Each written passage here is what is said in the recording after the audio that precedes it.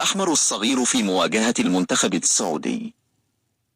يخوض منتخبنا الوطني للناشئين ثاني مبارياته ضد المنتخب السعودي يوم الجمعة المقبلة الموافق 6 سبتمبر 2024 ميلاديا في بطولة غرب آسيا 11 للناشئين المقامة حاليا في الأردن.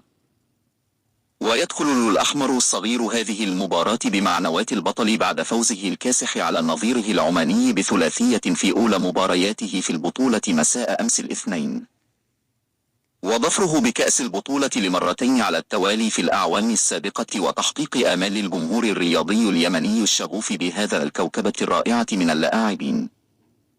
وتأمل الجماهير اليمنية من الأحمر الصغير تكرار الإنجازين الأخيرين وحصد ثالث ألقاب البطولة وتشريف الكرة اليمنية. بالتوفيق لمنتخبنا الوطني. قناه عبد الله عامر الزمر.